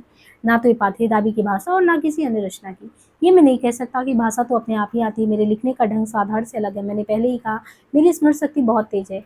बचपन से जो देखा सुना वो सबका सब हर समय मन में बना रहता है। ऐसा नहीं है, किंतु आवश्यकता पड़ने पर याद आ जाता है। मैं सर्वप्रथम पत्र ठीक कर लेता हूँ। 1, 2, 3 क्रमशः कहानी आरंभ कर अथवा पात्र लाकर खड़ा करना बहुत सहज है। प्लॉट तैयार करना इसलिए लिखते नहीं। मैं अवाक रह जाता हूँ, इतनी विशाल धरती पड़ी है, इतने वैचित्र, और ये लोग प्लॉट नहीं खोज पाते। इसका कारण है कि वो मानवता को नहीं खोजते, अपनी कथा को लेकर ही व्यग्र रहते हैं। किससे लोगों का मनोरंजन हो, मैं ये नहीं करता। किसी पात्र का व्यक्तित्व भी नष्ट नहीं होने देता और घटनाक्रम को भी नहीं। लगता है साइंस की पुस्तकें पढ़ने के कारण मेरी भाषा भी उसी तरह की हो जाएगी। मैं भाषा अच्छी नहीं जानता, शब्दावली बहुत क्या है, फिर भी ये लोगों को क्यों अच्छी लगती है मैं नहीं जानता। जो कुछ कहना है समझाना चाहता हूँ, यही मन में रखता हूँ और इसके लिए बहुत परिश्रम करता हूँ। चाह व उनको प्रयोग बहुत सावधानी से करता हूँ। रचना को बहुत घिसना मांझना पड़ता है, निर्जर सी स्वतः फूट नहीं पड़ती। जो लोग कहते हैं कि जो लिखूंगा वही उत्कृष्ट है, ये लोग भयंकर भूल करते हैं। मनुष्य की बातचीत की तरह लिखने में मैं बहुत सी असम्मत बातें रहती है, उस ओर नज़र रखनी होगी। मैं जैसे तैसे कोई काम नहीं करता, इसलिए भूमिका लेकर मुझे समझना या समझाना नहीं पड़ता। मेरी किसी पुस्तक में भूमिका नहीं है। और एक बात बराबर मैं देखता आ रहा हूँ, साहित्य रचना के भी कुछ कायदे कानून हैं। ध्यान रखना होता है कि रस वस्तु अश्लीलता की सीमा में न चली जाए। श्लीलता और अश्लीलता के बीच ऐसी एक सूक्ष्म रेखा है जिसके 1 इंच उधर पाँव पड़ जाने से ही सब अश्लील होकर नष्ट हो जाता है। जरा सा पाँव फिसला तो फिर बचना मुश्किल। अवश्य ही मैं रसिकों के बारे में कह रहा हूँ। आली सहित सर्वदा वर्जनीय मनोरंजन, कतई खादिर में कभी झूठ नहीं बोलूंगा। मेरी कठोर आलोचना हुई, गाली गलौज हुई, व्यवहार निकल गई, देश नहीं जनता की ग्रंथकार कभी चित्रकार, इनका जीवन सर्व साधारण से भिन्न होता। यहाँ के लोग नहीं जानते कि इनको स्नेह की छाया में ही रखना पड़ता है। लोग चाहते हैं कि उन्हें अभिज्ञता भी प्राप्त हो और हमारी तरह शांत शिष्ट भद्र जो भी आप, ऐसा नहीं हो सकता। ये दुख का विषय है कि हमारे देश में जो आलोचना होती है उसमें 12 आने व्यक्तिगत आक्षेप होता है। ये सारी आलोचना व्यक्ति की होती है, पुस्तक के लिए। प्रश्नों का कोई अंत नहीं था, लेकिन शरद बाबू जरा भी नहीं थके। उन्हें तो मन से अंत में उन्होंने कहा, इस चर्चा में आनंद आया। केवल मनोरंजन के लिए नहीं, वास्तव में इस प्रकार की गोष्ठियों की जरूरत है। देश को कि किस प्रकार आगे बढ़कर उठा जा सके, इस संबंध में विभिन्न लोगों के विभिन्न मत हैं। बीच बीच में इसी प्रकार पाठकों और लेखकों को एकत्रित होकर विभिन्न प्रयत्नों में सामंजस्य बनाए रखने की जरूरत है। इसमें बहुत लाभ होता है। आजकल बहुत से लोग लिखते हैं कि, किंतु उनमें से बहुतों को ठीक लेखक नहीं कहा जा सकता। उनकी रचनाओं में संयम नहीं होता। वे लोग यौन संबंध के बारे में ऐसी गोल मोल बातें करते हैं कि उनकी रचनाएं साहित्य कहलाने की अधिकारी है या नहीं, इसमें संदेह है।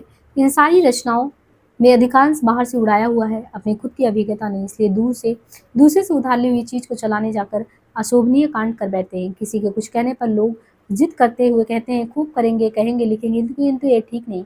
इस प्रकार की गोष्ठियां और सभा समितियों का आयोजन, कस आदि उनके साथ वार्तालाप की व्यवस्था और अब परिणाम निकल सकता है। इस गोष्ठी में एक बात उन्होंने खूब जोर देकर कही, मैं मनुष्य को बहुत बड़ा करके मानता हूँ, उसे छोटा करके नहीं मान पाता।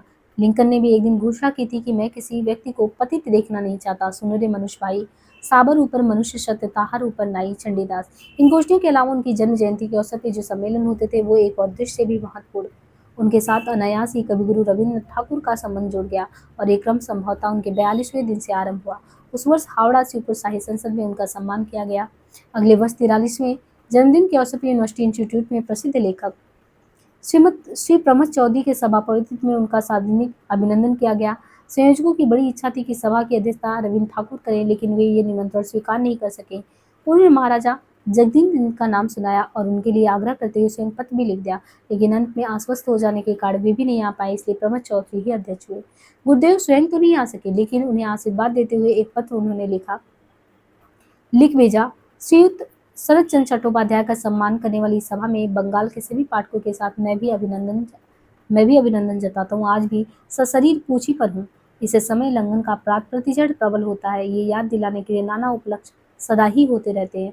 आज सभा में सशरीर उपस्थित होकर सबके आनंद में योग नहीं दे पाऊंगा, ये भी उन्हीं में से एक है। वस्तुतः मैं आज अतीत से आकर इस प्रदोष अंधकार में अपने दुर्लभ हाथ फैलाकर उनको आशीर्वाद दिए जाता हूँ, जिन्होंने बांग्ला साहित्य के उदय शिखर पर अपनी प्रभा की ज्योति फैलाई है। अभिनंदन का उन्नत उत्तर देते हुए बहुत सी बातों के अतिरिक्त शरद बाबू ने कहा, विभिन्न परिस्थितियों की विपर्य के बीच एक दिन विभिन्न व्यक्तियों के संपर्क में आना पड़ा था। उसमें कुछ नुकसान नहीं हुआ, ऐसा नहीं, लेकिन इस अवधि में जिन लोगों से साक्षात्कार हुआ उनने मेरे सारे नुकसानों को पूरा कर दिया। वे मेरे मन पर यह अनुभूति छोड़ गए कि त्रुटि, स्थल, अपराध, अधर्म ही मनुष्य का सब कुछ नहीं है। उसके बीच जो वस्तु वास्तव में मनुष्य है, जिसे आत्मा भी कहा जा सकता है, वो उसके सब अभाव और सब अपराधों से बरी है। अपनी साहित्य रचना में मैं इसका अपमान नहीं करूंगा, लेकिन बहुतों ने इसे मेरा अपराध मान लिया है। पापी का चित्त मेरी तुलिका से मनोहर हो उठा। मेरे विरुद्ध उनका सबसे बड़ा अभियोग यही है। ये भला है या बुरा मैं नहीं जानता, इसे मानव की कल्याण की अपेक्षा कल्याण अधिक होता है या नहीं, इस पर भी मैंने विचार नहीं किया। उस दिन जिस को सत्य समझा था, उसी को निष्कपट रूप से प्रकट किया था। वह सत्य चिरंतर और शाश्वत है या नहीं, या मेरी सोचने की बात नहीं। अगर ये बात मिथ्या भी हो जाती तो मैं किसी से लड़ने नहीं जाऊंगा। प्रेसिडेंसी कॉलेज की बंकिम सरस समिति आदि और भी अनेक संस्थाओं ने उनका अभिनंदन किया। उनके जन्म स्थान देवानंदपुर में शरद पाली पाठागार की स्थापना हुई। इसके लिए उन्होंने स्वयं एक अलमारी अपने सारे उपन्यास और उनके पुस्तकें दी। वे अपने जन्म स्थान को भी कभी भूल नहीं पाए। जब तक वहां जाकर पुराने घाटों को देखाते और दूर दूर तक नदी किनारे एकाकी घूमते घूमते सरसों में खो जाते। वे अपने पैतृक भवन भी खरीदना चाहते थे, परंतु किसी कारणवश ये संभव नहीं हो पाया। बंकिम सरस समिति इसके बाद प्रतिवर्ष उनका जन्मोत्सव मनाने लगी। तरुणों से उन्हें विशेष स्नेह जो था, उनके प्रतिदिन जन्मदिन के अवसर पर समिति ने कई अधिवेशनों में सरस साहित्य की आलोचना की और एक पुस्तिका भी प्रकाशित की। रविन्द्रनाथ ठाकुर ने बांग्ला उपन्यास पर एक लेख विशेष रूप से उस पुस्तक के लिए लिखा था। उस विकस परिणति शरद के उपन्यासों में कैसे हुई, इसकी समुचित आलोचना करते हुए कवि गुरु ने कहा था, विषवृक्ष और कृष्णकांत का वसीयतनामा के बाद बहुत दिन बीत गए। फिर देखता हूँ गल्प साहित्य में एक और युग आया, अर्थात एक और पर्दा उड़ गया। उस दिन जिस प्रकार आनिमंत्रित लोगों का दल साहित्य के प्रांगण में आ जुटा था, वह आज भी वैसा ही है।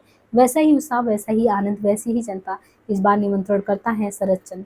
उन्होंने अपनी कहानियों में जिस रस की संगनता से सृष्टि की है, वह है सुपरिचय का रस। उनकी रचना पहले से और अधिक पाकों का पास आ गई है। उन्होंने अपने को देखा है, विकृत करके, स्पष्ट करके और उसी प्रकार स्पष्ट करके दिखाया है। उन्होंने रंगमंच का पर्दा उठाकर बंगाली परिवार के जिस आलोकित निष्ठा का उद्घाटन किया, उसमें आधुनिक लेखों का प्रवेश सहज हो गया है। एक दिन वे शायद इस बात को भूल जाएंगे, किंतु आशा करता हूँ कि पाठक नहीं भूल पाएंगे। यदि भूल जाएंगे तो ये उनकी अकृतज्ञता होगी। यदि ऐसा भी होता तो दुख की बात नहीं, काम समाप्त होता गया, यही यथेष्ट है। कृतज्ञता तो मात्र ऊपरी प्राप्ति है। लेखक की मृत्यु के बाद काल ही उसकी कृतियों की रक्षा करता है। अगले वर्ष 57वीं जन्म जयंती के अवसर पर उनके मित्रों और भक्तों ने उत्सव बड़े पैमाने पर मनाने का प्रस्ताव किया। बंगाल की महिलाओं और छात्र छात्राओं ने भी इस अवसर पर अलग अलग उनका हार्दिक अभिनंदन किया, लेकिन जो मुख्य उत्सव टाउन हॉल में होने वाला था, वह ठीक समय पर एक कुचक्र के कारण भंग हो गया। बेहाला के जमींदार मणिन राय ने उनके परम भक्त थे, उन्होंने इस सभा का आयोजन किया। सभापति चुने गए इस बार फिर गुरुदेव रविन्द्रनाथ टैगोर, लेकिन इस बार वे नहीं आ सके। इस समय बंगाल कांग्रेस में दो दल थे। शरद चंद्र सुभाष चंद्र के समर्थक थे, इसलिए उनका झुकाव फॉरवर्ड दल की ओर था। अभिनंदन समिति में संयोग से उन्हीं का बहुमत था। इसी बात को लेकर उनके विरोधी एडवांस दल के लोग नाराज हो गए और उन्होंने इस छह को पंगु बनाने की पूरी कोशिश की। ऐसा करने का उन्हें अवसर भी मिल गया। संयोग से इस वर्ष शरद की जन्मतिथि जिस दिन पड़ी, उस दिन पिछले वर्ष हिजली सेल में पुलिस की गोली से 2 बंदियों की मृत्यु हो गई थी।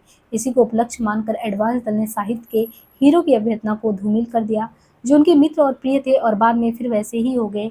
उन्हीं यतीन्द्र बागची, कालिदास राय और सावित्री प्रसाद चट्टोपाध्याय ने वक्तव्य दिया कि यह उत्सव नहीं होना चाहिए। उधर अमल होम इस उत्सव में विशेष रूप से रुचि ले रहे थे, लेकिन अचानक वे बीमार हो गए। ठीक समय पर सभा का आयोजन हुआ और एडवांस दल के लोगों ने वहां एक हंगामा कर दिया। शरद द्वार तक आकर लौट गए। शनिवारेतर चिट्ठी के सजनीकांत दास का इस हंगामे में प्रमुख हाथ था। पारस्परिक वैमनस्य और दलबंदी के कारण उत्पात हुआ, अन्यथा जन्म जयंती का उत्सव साधारण रूप से कहीं भी मनाया जा सकता था, या जैसा बाद में करना पड़ा, शुरू में ही स्थगित किया जा सकता। राजनीतिक तनातनी के बीच में व्यक्तिगत उत्सव को इतना महत्व न देना शायद उदारता ही होती।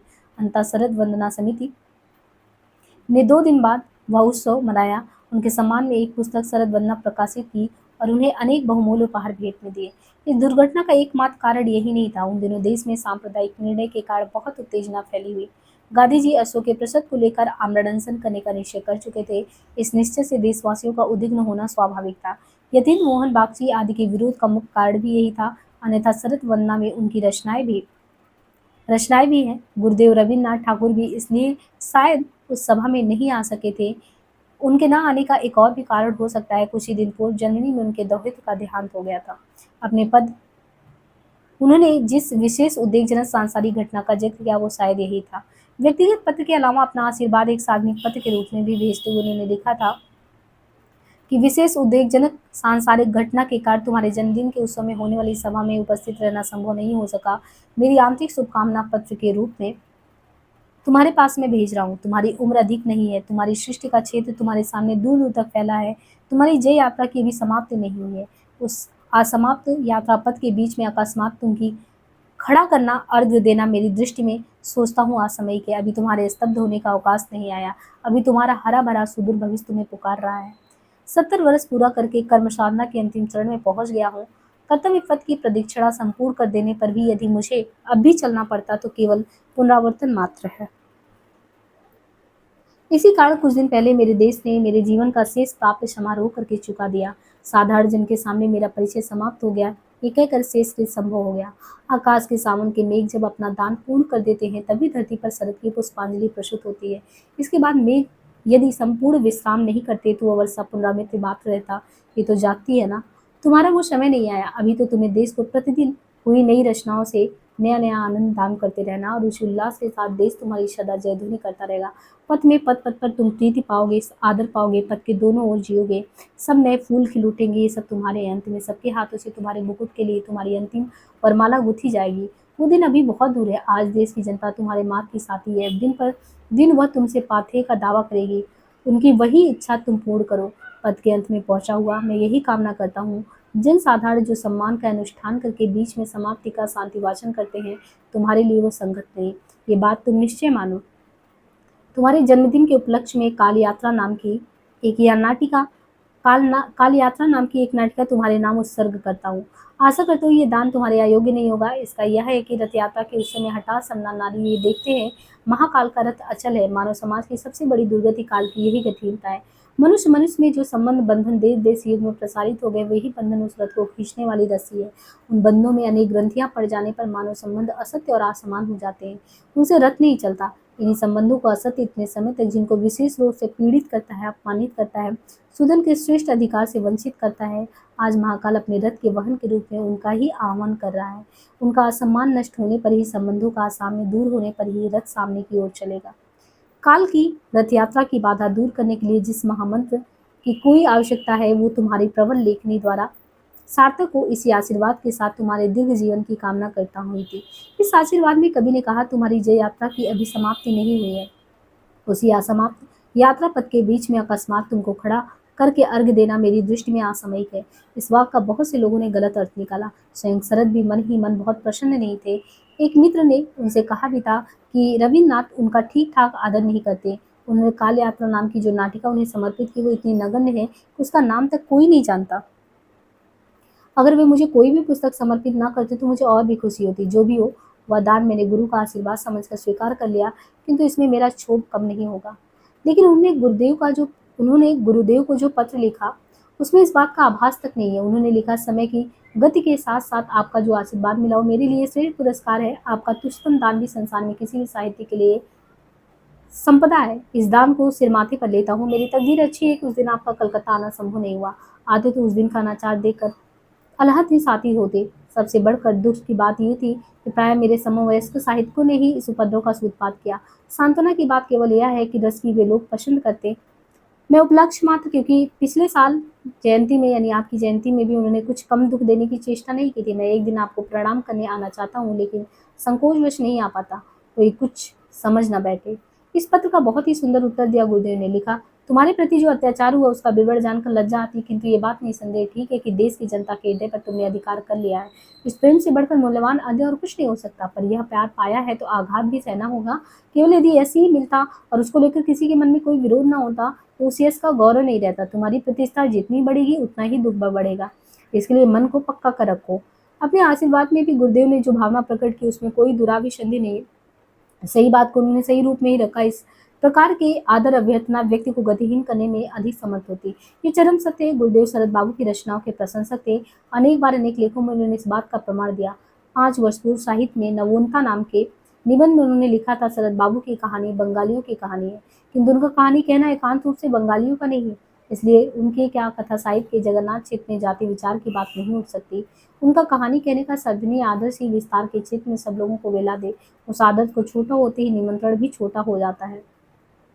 2 वर्ष बाद साहित्य विचार निबंध में उन्होंने फिर लिखा, शरद की कहानियां वैताल पचीसी हातिमताई गुलाब कावली या कादम्बरी व स्वतंत्रता के समान नहीं हुई है। यूरोपीय कथा साहित्य के ढंग की है। इसे आभातित्व या रजोगुण प्रमाणित नहीं होता। इसे प्रमाणित होती प्रतिभा की प्राणवत्ता। सत्य का जो प्रभाव हवा में उड़ता फिरता है और दूर से आए चाहे निकट से, उसे सभी सबसे पहले अनुभव करना पड़ता है। प्रतिभाशाली चित्त जो प्रतिभाहीन होते हैं वे उससे बचाव चाहते हैं और फिर प्रतिभाहीनों का दल जुरा भारी होता है और उसकी निष्पन्नता दूर होने में बहुत विलम्ब होता है। इसलिए प्रतिभा के भाग में दीर्घकालिक दुख भोगना ही पड़ता है। इसी से मेरी राय है कि साहित्य का विचार करते समय विदेशी प्रभाव और विदेशी प्रकृति की चुटकी लेते हुए वर्ड संकरता या प्राप्यता का विवाद न उठाया जाए। शरद बाबू की गल्प रचना शक्ति को मुक्त मन से स्वीकार करते हुए एक बार कवि गुरु ने उनसे कहा था, इस बार यदि तुम्हें लखनऊ साहित्य सम्मेलन में जाना हो तो भाषण के बदले एक कहानी लिख कर ले जाना। शरद नारी जाति के मसीहा के रूप में जाने जाते थे।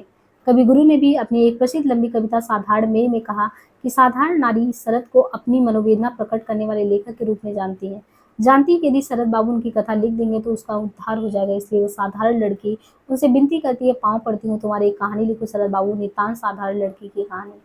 पाए पूरी तुम्हारे एकटा गल्प लिखो तुम्हें शरद बाबू, नितांत साधारण मेर गल्प। इसी नाम की एक कविता लिखी उनके मामा उपेंद्र ने। इसमें भी वे शरद से कहते हैं, तुम अगर साधारण लड़की की कहानी नहीं लिखोगे तो मैं लिखूंगा, लेकिन वह इतनी असाधारण नहीं होगी और बंगाल की नारियों से पढ़कर शरद को ही साथ देंगी। इससे स्पष्ट है कि गुरुदेव ने उनकी प्रतिभा का वर्णन तो किया। जहाँ तक शरद बाबू का संबंध है कि वे जीवन भर उनको अपना गुरुदेव मानते रहे, लेकिन फिर भी उनके जीवन में ऐसे अवसर आए जब उन दोनों में अपरिचय की दूरी बढ़ी और कुछ ही समय के लिए सही मनोमालिन्य भी हुआ।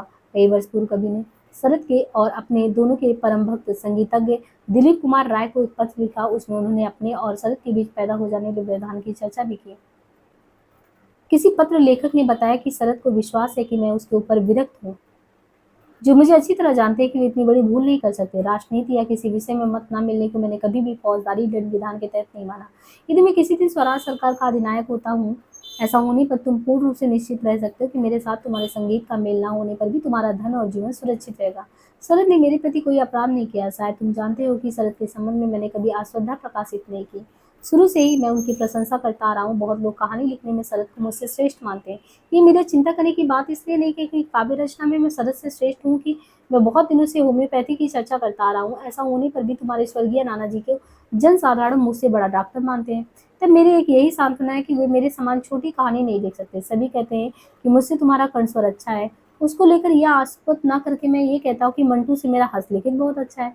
सभी विषयों में मेरी क्षमता यदि सबके समान नहीं है, इसलिए कि मैं क्षमताशाली लोगों को सींग मारता फिरता हूँ, तो फूटा कपाल और फूट कर 4 खंडों में बढ़ जाए। मेरे देश में कोई भी किसी भी विषय में श्रेष्ठता लाभ क्यों ना करे, मैं उसके गौरव में सम्मिलित हूँ। इस श्रेष्ठता को मैं नामंजूर करके अपने को ही वंचित किया करता हूँ। मेरे देश में बहुत से लोग मुझसे अधिक बहुत से विषयों में बड़े हैं।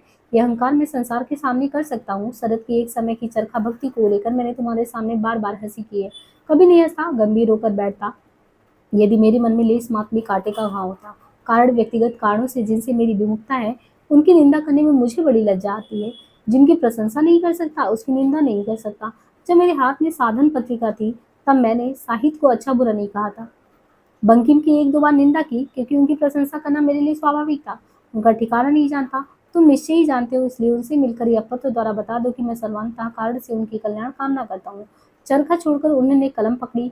इससे मैं खुश हुआ क्योंकि उनकी कलम से देश की उन्नति का जो सूत्रपात होगा चरखे से नहीं होगा। किंतु यदि वो खामखा चक्रधर बनते फिरते तो उनके विरुद्ध में कभी भी चक्रांत नहीं होता। यद्यपि इस पत्र में कवि गुरु की विनोद प्रियता की मुखर हुई, लेकिन उनकी भाषा के पीछे उनके मन में उठने वाले अंतर्द्वंद की झांकी भी तो मिलती। उन दोनों को लेकर उस काल के साहित्यिक चेले चाटे जो षड्यंत्र रचते रहते, वो भी इस पत्र में स्पष्ट हो जाते। ये मान लेना बहुत कठिन नहीं कि कवि गुरु के मन में शरद के प्रति दुर्भावना नहीं थी। गिरजा कुमार बसु को लिखे अपने एक पत्र में उन्होंने ये बात एक बार स्पष्ट की। शरद से कहो कि उनके ऊपर क्रुद्ध होना कष्टदायक है, क्योंकि स्वभाव के विरुद्ध जिसमें जो कुछ अच्छा है उसको अच्छा कहने की मुझ में खूब चपलता है, इसलिए प्रतिकूलता होने पर भी मैं प्रतिकूल नहीं हो सकता। सर ने मेरे प्रति कोई अपराध किया हो, ये मैं नहीं जानता। यदि मेरे साथ उनका किसी और विषय में मत नहीं, तो उसको लेकर झगड़ा करना मेरे लिए संभव नहीं है। अपने बारे में भी मत स्वतंत्र का दावा करता हूँ, इस संबंध में दूसरों के दावा की भी मैं रक्षा करता हूँ। किया भी नहीं जानता, यदि मेरे साथ उनका किसी विषय में मत नहीं मिलता, उसको लेकर झगड़ा करना मेरे लिए संभव नहीं। अपने बारे में भी मत स्वातंत्र का दावा करता हूँ, इस संबंध में दूसरों के दावे की भी रक्षा करता हूँ। साहित्य में शरद का गौरव चिरंतन है, परिव्याप्त है, उनके गौरव से देश का गौरव बढ़े।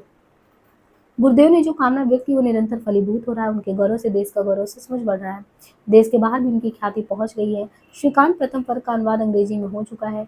डॉक्टर कनाई गांगुली ने उसका अनुवाद इतालवी भाषा में किया था। इस अनुवाद को पढ़कर फ्रेंच मनीषी रोमियारोला ने प्रवासी के संपादक रामानंद चट्टोपाध्याय से पूछा, सनद प्रथम श्रेणी के उपन्यासकार हैं, उन्होंने कौन कौन सी किताबें लिखी हैं? कल्लोल के संपादक दिनेश चंद्र दास को भी एक पत्र में उन्होंने लिखा था, हम कई यूरोपवासी बंधु भारतवर्ष के वर्तमान साहित्यों के साथ परिचय प्राप्त करना चाहते हैं। सनद की रचनाओं का परिचय पाकर हमें खुशी होती है। केसी सेन और टॉमसन द्वारा अनुदित श्रीकांत प्रथम वर्ग को पढ़कर उनके अभिनव व्यक्तित्व और लिपि कुशलता पर मुग्ध हो गया हूँ। उस दिन लीग ऑफ नेशंस के कार्यालय में भी कई बंगाली मित्रों से बातचीत करते हुए बंगाल सरकार के तत्कालीन अर्थ मंत्री नलिनी रंजन सरकार ने बड़े दुख के साथ कहा था कि एक रविंद्र को छोड़कर पश्चिम के देशों में और किसी बंगाली का नाम नहीं सुना जाता। पास ही एक विदेशी महिला बैठी थी, उन्होंने कहा, शरद चंद्र चट्टोपाध्याय नाम के एक बंगाली लेखक के प्रति भी पाश्चात्य देश के रहने वालों के मन में बड़ी श्रद्धा है। उनकी 2 किताबों का नाट्य रूपांतरण लैटिन भाषाओं में भी हो चुका है। इतना ही नहीं, विदेशी रंगमंच पर उनका प्रदर्शन भी हुआ है। स्वयं शरद के पास पाश्चात्य विद्वानों के अनेक पत्र आते थे। एक इटालियन ने श्रीकांत की विस्तृत प्रशंसा करते हुए लिखा, यह रचना आज की विश्व साहित्य की चोटी की रचनाओं में गिने जाने योग्य है। मैंने मूल बांग्ला में उसे पढ़ा है और अब इटालियन में उसका अनुवाद करने जा रहा हूँ। क्या ये किसी भी देश के लिए गर्व की बात नहीं है?